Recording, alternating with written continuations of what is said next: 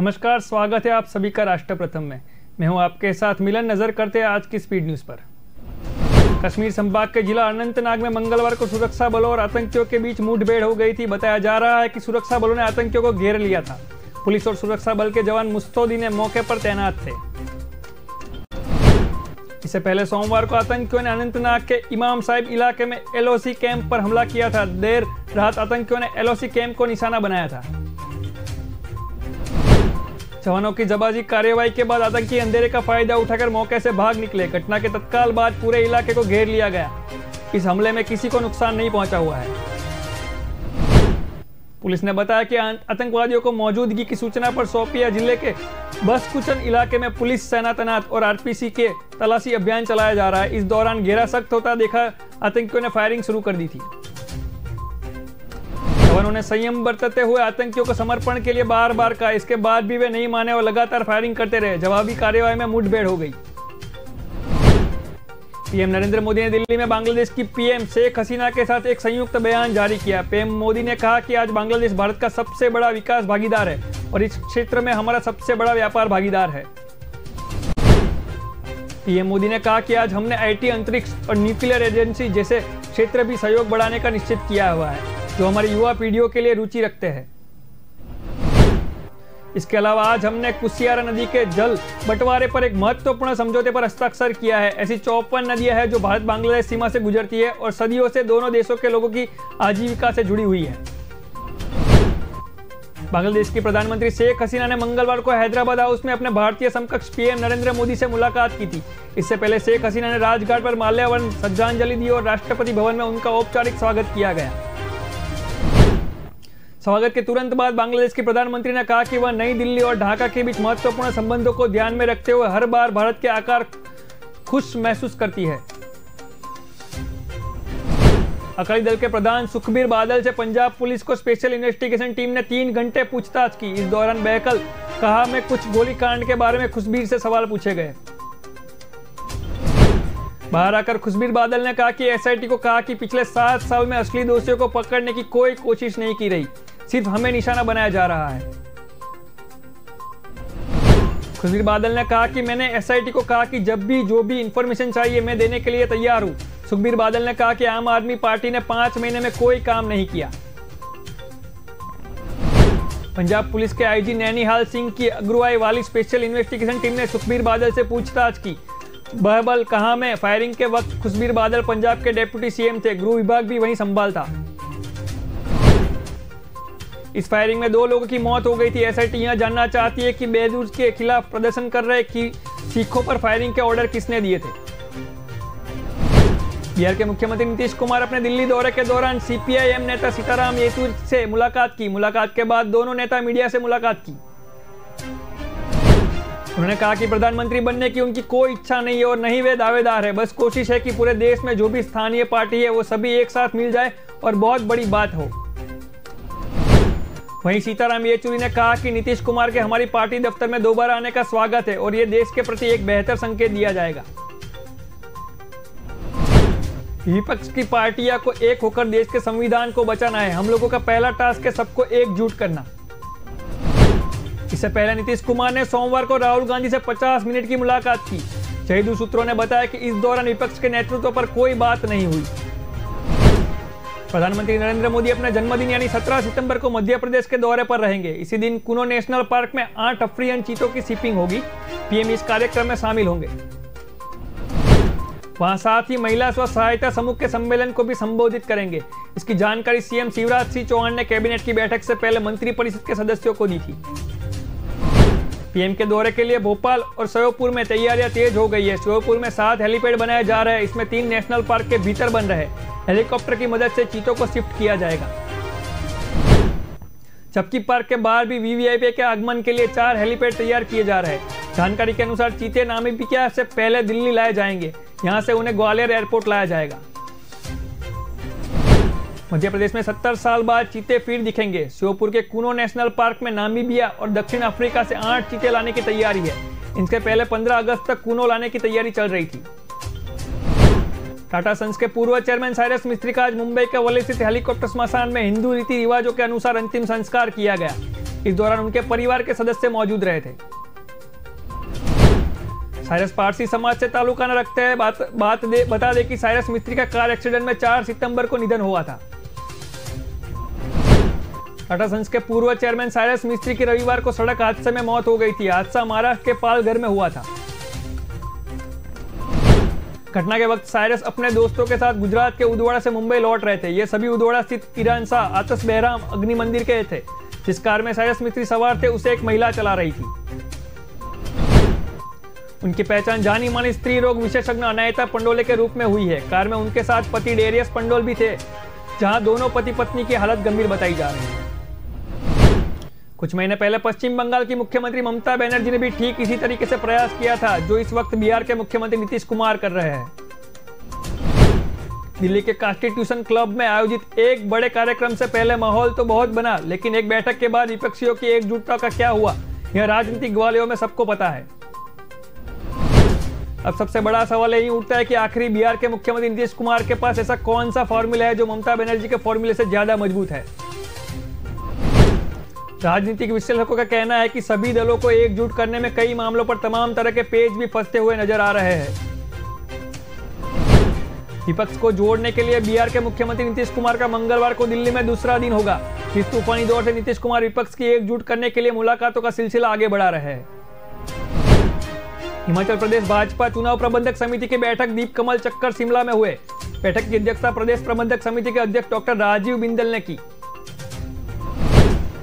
बैठक में भाजपा के प्रदेश अध्यक्ष सुरेश कश्यप, प्रदेश प्रभारी अविनाश राय खन्ना, प्रदेश चुनाव सह प्रभारी देवेंद्र सिंह राणा और प्रदेश संगठन महामंत्री पवन राणा भी शामिल हुए। राजीव बिंदल ने कहा कि भाजपा ने आगामी आम चुनाव के सफल प्रबंधन के लिए भाजपा ने 18 विभागों का गठन किया है और इसके लिए सभी टीमों ने अपने कार्यकाल बना लिए हैं।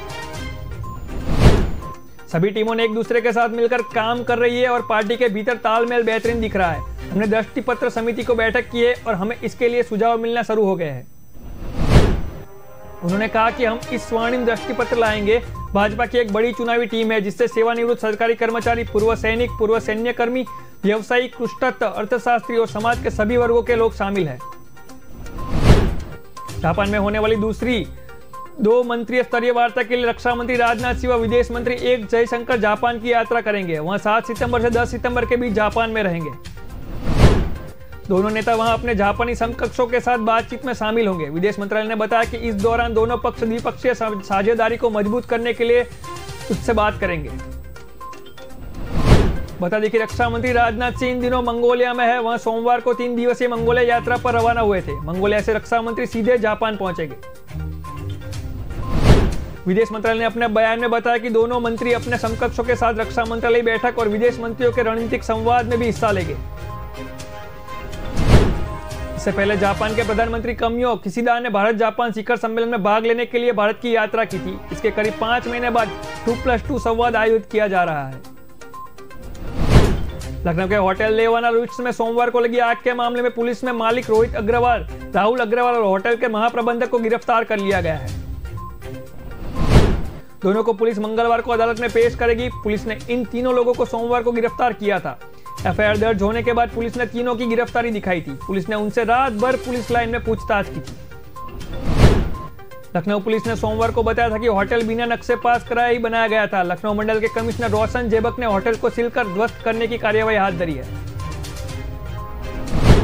कमिश्नर की प्राथमिक जांच में पता गया है कि लेवाना होटल का कमिश्नर नक्शा पास नहीं था। मंडल कमिश्नर रोशन जेबक ने लखनऊ के अन्य होटल के खिलाफ जारी नोटिस पर भी कार्यवाही आगे बढ़ाने का आदेश किया है। आग लगने की घटना के बाद पुलिस ने होटल के जिम को हिरासत में लिया था। पुलिस ने होटल के मालिक रोहित अग्रवाल और राहुल अग्रवाल को भी हिरासत में लिया है। जाने माने उद्योगपति और टाटा ग्रुप के पूर्व चेयरमैन साइरस मिस्त्री की मौत के बाद रोड सेफ्टी फीचर्स को लेकर कई सवाल खड़े हुए हैं। मिस्त्री की मौत का एक सड़क हादसे में हो गई थी। प्राथमिक जांच में सामने आया है कि वह पीछे की सीट पर बैठे थे और उन्होंने सीट बेल्ट नहीं लगाया था। इसको लेकर केंद्रीय परिवहन मंत्री नीतीश गडकरी का बयान सामने आया है। गडकरी ने कहा है कि भारतीयों को रोड सेफ्टी के मामले में मानसिकता को बदलने की जरूरत है। उन्होंने कहा है कि लगता है कि पिछले की सीट पर सीट बेल्ट की जरूरत नहीं है, लेकिन ऐसा सोचना बिल्कुल गलत है। गडकरी ने कहा कि जवानी में मैंने भी बहुत नियम तोड़े हैं, लेकिन तब इसका एहसास नहीं था कि यह कितना खतरनाक हो सकता है। उन्होंने कॉलेज के दिनों की बात करते हुए बताया कि चुनाव के टाइम पर वे एक स्कूटर पर 4 लोग बैठकर घूमते थे, नंबर प्लेट को हाथ से छिपा लेते थे जिससे चालान ना कटे। उन्होंने कहा कि हमें अपनी मानसिकता बदलनी चाहिए। देश भर में विभिन्न प्रकार की गणेश मूर्तियों को देखा जा रहा है। गणेश की मूर्तियां एवं विस्तृत श्रृंखला में उपलब्ध है और बड़ी किस्मों में बायोडिग्रेडेबल सामग्री के लेकर समाधान पर्यावरण के अनुकूल गणेश की मूर्तियां हैं। इस साल हैदराबाद शहर में भी गणेश मूर्तियों की एक विस्तृत श्रृंखला देखी गई। हालांकि बेगम बाजार गणेश मूर्तियों को हमेशा विभिन्न प्रकार की गणेश मूर्तियां और सजावट के लिए जाना जाता है। बेगम बाजार में गणेश प्रतिमाओं को देखने के लिए लोग आ रहे हैं, लेकिन बाल युवा मंडल द्वारा बेगम बाजार क्षेत्र की हिंदी नगर में बॉक्स क्रिकेट गणेश मूर्ति अधिक भक्तों को आकर्षित कर रही है। गणेश पंडाल के आयोजक आकाश अग्रवाल ने कहा कि हर साल हम विभिन्न प्रकार की गणेश मूर्तियों का स्थापना करते हैं। इस साल हम इस बॉक्स क्रिकेट थीम पर आ गए हैं। उन्होंने कहा कि हमने भगवान गणेश की मूर्ति स्थापित की है जिसमें वह क्रिकेट खेलने नजर आ रहे हैं। भगवान गणेश बल्लेबाजी कर रहे हैं, मूषक गेंदबाजी कर रहे हैं और नदी अंपायर है। भारतीय विदेश मंत्री एस जयशंकर ने मंगलवार को ऑस्ट्रेलिया इंडिया लीडरशिप डायरेक्टो 2022 में हिस्सा लिया। यह एक वर्चुअल तरीके से आयोजित कार्यक्रम था। इस कार्यक्रम में विदेश मंत्री ने कहा कि ऑस्ट्रेलिया भारत के झंडों पैसिफिक ओशन इनिशिएटिव का शुरुआती और जोरदार समर्थन कर रहा है। उन्होंने कहा कि हिंद प्रशांत क्षेत्र को दोनों देशों के बीच मजबूत द्विपक्षीय संबंधों से फायदा होगा। जयशंकर की टिप्पणी तक आई जब वह ऑस्ट्रेलियाई विदेश मंत्री पेनी वोंग के साथ वर्चुअल तरीके से जुड़े हुए थे। इस दौरान विदेश मंत्री ने ऑस्ट्रेलिया भारत दोस्ती से संबंधित विभिन्न विषयों पर जमकर बात की। विदेश मंत्री ने कहा कि वैश्विक वस्तुओं में भी कमी को भारत और ऑस्ट्रेलिया द्वारा द्विपक्षीय रूप से देखा जा रहा है। इसके साथ ही उन्होंने बड़े प्रारूप मिलकर काम करने की मांग की। उन्होंने कहा कि यह अंतर्राष्ट्रीय कानून और नियम आधारित आदेश के सम्मान के बारे में उनकी आज्ञा चिंताओं को दर्शाता है। दोनों देशों में लंबे समय तक बातचीत हो सकती है। मुख्यमंत्री योगी आदित्यनाथ की अध्यक्षता में मंगलवार को हुई कैबिनेट बैठक में कुल 15 प्रस्ताव को मंजूरी दी गई। बैठक में नगर विकास निगम से 12 प्रस्ताव प्रशासित किए गए। बैठक में कीट रोग नियंत्रण के लिए योजना को मंजूरी दी गई है। इस योजना के तहत 2022-63 से 2026-27 तक 192 करोड़ 57 लाख रुपए खर्च किए जाएंगे।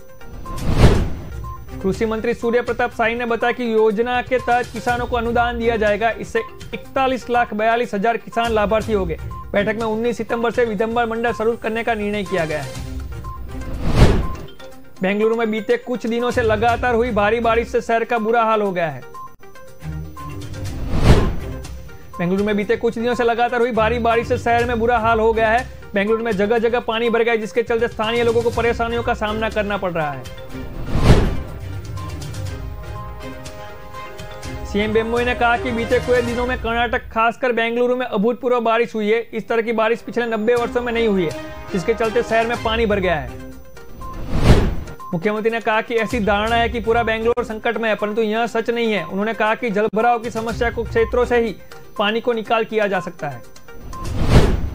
सीएम बम्बई यही नहीं, उससे रुकने हुए बेंगलुरु की मौजूदा स्थिति के लिए पिछली कांग्रेस सरकार पर आरोप लगाया। उन्होंने कहा कि यह पिछली कांग्रेस सरकार के कुशासन और पूरी तरह से अनियोजित प्रशासन के कारण है। जम्मू के अरनिया सेक्टर में करीब 8 महीने बाद मंगलवार को पाकिस्तान ने सीजफायर का उल्लंघन किया है। अरनिया में अंतर्राष्ट्रीय सीमा पर चिनास पोस्ट पर पाकिस्तानी रेंज ने बीएसएफ के जवान पर फायरिंग की। यह फायरिंग तब की गई जब भारतीय जवान बाड़ लगाने का काम कर रहे थे। बीएसएफ ने भी पाकिस्तानी सेना को इसका जवाब दिया है। इसके किसी भी इतिहास होने की सूचना नहीं है। इससे पहले जनवरी 2022 पाकिस्तान की ओर से अरनिया सेक्टर में संघर्ष विराम का उल्लंघन किया गया था। तब सीमा प्रहरिया ने 50 वर्षीय एक पाक घुसपैठियों को ढेर कर दिया था। घुसपैठिया भारतीय सीमा से घुसने का असफल प्रयास कर रहा था। रक्षा प्रवक्ता के अनुसार प्रशासनिक अधिकारियों की मौजूदगी में लश्कर-ए-तैयबा के आतंकी तबारक हुसैन को सब पाकिस्तानी सेना को सौंप दिया गया है। रक्षा प्रवक्ता ने कहा कि 2 दशक से भी ज्यादा समय से पहली बार पाकिस्तान ने किसी आतंकी का शव वापस लिया है। तबारक पाकिस्तानी सेना का एजेंट और आतंकियों का बेहद प्रतिष्ठित गाइड था। पश्चिम बंगाल में सत्तारूढ़ तृणमूल कांग्रेस केंद्रीय जांच एजेंसियों के दुरुपयोग का लंबे समय से आरोप लगा रही है। इसके खिलाफ अब वह बांग्लादेश विधानसभा के मानसून सत्र में प्रस्ताव लाने पर विचार कर रही है। टीएमसी का आरोप है कि केंद्र सरकार राजनीतिक बदले के लिए जांच एजेंसियों का दुरुपयोग कर रही है। बांग्ला विधानसभा का मानसून सत्र 14 से 22 सितंबर तक होने की संभावना है। इसमें पार्टी केंद्र के खिलाफ प्रस्ताव लाएगी। राज्य के संसदीय कार्य मंत्री शोभदेन देव चट्टोपाध्याय ने कहा कि सत्र में एक प्रस्ताव लाने के बारे में चर्चा हुई है, लेकिन अभी इसे अंतिम रूप नहीं दिया गया है। अगले कुछ दिनों के भीतर इस पर फैसला किया जाएगा। इसके बाद प्रस्ताव को अगले सप्ताह होने वाली बैठक में सदन की परामर्श समिति के समक्ष रखा जाएगा। टीएमसी विधायक दल से सूत्रों से अनुसार प्रतिशोध के लिए राजनीतिक औजार के रूप में केंद्रीय एसीओ के दुरुपयोग के खिलाफ एक प्रस्ताव लाने की योजना बनाई जा रही है। कर्नाटक की राजधानी और देश का आईटीएफ बेंगलुरु इस वक्त भारी बारिश की चपेट में है। रात हुई मूसलाधार बारिश की वजह से बाढ़ जैसी स्थितियां पैदा हुई है। यहां स्थिति की गंभीरता को देखते हुए अमेजॉन, फ्लिपकार्ट और विप्रो जैसी कंपनियों ने अपने स्टाफ को घर से काम करने की इजाजत दे दी है। हालांकि कुछ लोगों को अभी भी ऑफिस जाकर काम करना पड़ रहा है, जिससे उन्हें काफी मुश्किलों का सामना करना पड़ रहा है। लेकिन जैसा कि कहावत है कि जहां चाह है वही राह है, इसी तर्ज पर लोगों ने भी ऑफिस जाने की अपनी परेशानियों को समाधान ढूंढ लिया है। बता दें कि इस वक्त में बेंगलुरु की कई आईटी कंपनियां कर्मचारियों और ऑफिस पहुंचने के लिए ट्रैक्टर का सहारा ले रहे हैं। शहर के यमालूर इलाके स्थित अपने कार्यालय तक पहुंचने के लिए लोग ट्रैक्टर की सवारी करने पर मजबूर हो रहे हैं। इसका एक वीडियो भी सोशल मीडिया पर वायरल हुआ है। कांग्रेस की भारत जोड़ो यात्रा से पहले गुलाम नबी आजाद ने पार्टी से इस्तीफा दे दिया। कांग्रेस 7 सितंबर से भारत जोड़ो यात्रा शुरू कर रही है। इस बीच कांग्रेस के वरिष्ठ नेता शशि थरूर ने समाचार एजेंसी पीटीआई को साक्षात्कार दिया है। शशि थरूर ने कांग्रेस की भारत जोड़ो यात्रा समेत पार्टी के कई अहम बिंदुओं पर खुलकर बात की। शशि थरूर ने कहा कि यह यात्रा देश भर के कांग्रेसियों और महिलाओं को पार्टी के मूल्यांकन और आदर्शों के साथ साथ लोगों की सेवा के लिए एकजुट कर सकती है। कांग्रेस के पूर्व नेता गुलाम नबी आजाद और अन्य कई नेताओं ने हाल ही में पार्टी को छोड़ दिया है, जिन्होंने कहा था कि कांग्रेस को भारत जोड़ो नहीं, पार्टी जोड़ो अभियान चलाना चाहिए। लेकिन मैं कहूंगा कि भारत जोड़ो यात्रा देश भर के कांग्रेसियों और महिलाओं को हमारे मूल्यांकन और आदर्शों के साथ साथ लोगों की सेवा के लिए एकजुट कर सकती है, लोगों के लिए महत्वपूर्ण मुद्दों को उठाकर और उन्हें दिखा सकती है। राजनीतिक दलों और मुफ्त में दी जाने वाली सुविधाओं के बहस के बीच तेलंगाना के मुख्यमंत्री के चंद्रशेखर राव ने को देश के सभी किसानों को मुफ्त बिजली अर्पित करने का प्रदान किया। केसीआर ने तेलंगाना के निजामाबाद में एक जनसभा को संबोधित करते हुए कहा कि अगर 2024 में गैर बीजेपी सरकार बनती है तो देश के किसानों को मुफ्त बिजली देने का वादा करता हूं। कांग्रेस कार्य समिति के सदस्य और वरिष्ठ नेता प्रमोद तिवारी ने गांधी परिवार से ही पार्टी का अध्यक्ष बनाए जाने की बात कही है। उन्होंने गांधी परिवार के बाहर के व्यक्ति को अध्यक्ष बनाए जाने पर पार्टी में टूट होने की आशंका व्यक्त की है। सोमवार को जयपुर स्थित प्रदेश कांग्रेस मुख्यालय में मीडिया से बात करते हुए उन्होंने कहा कि कांग्रेस अध्यक्ष का चुनाव कार्यक्रम घोषित हो चुका है, जो भी चाहे नामांकन पत्र दाखिल कर सकता है। उन्होंने बताया कि कांग्रेस अध्यक्ष गांधी परिवार से बने, क्योंकि ऐसा नहीं होगा तो विखंडन हो सकता है। उन्होंने कहा कि कांग्रेस के पूर्व अध्यक्ष राहुल गांधी तो भारत जोड़ो यात्रा निकाल है, उसकी जरूरत बहुत है। उन्होंने कहा कि भाजपा ईस्ट इंडिया कंपनी की तरह काम कर रही है, दोनों के बीच बहुत सी समानता है। पैसे के बल और केंद्रीय एजेंसियों के दम पर सरकार गिराने का खेल चल रहा है। विस्तार से खबरें पढ़ने के लिए आप हमारे वेबसाइट का भी प्रयोग कर सकते हैं। हमारे वेबसाइट का पता है www.kalamkartavya.com। हमारी कलम ही हमारा कर्तव्य है के उपदेश के साथ खबरों को आप राष्ट्र प्रथम के साथ देखते रहिए। नमस्कार, जय हिंद, जय भारत।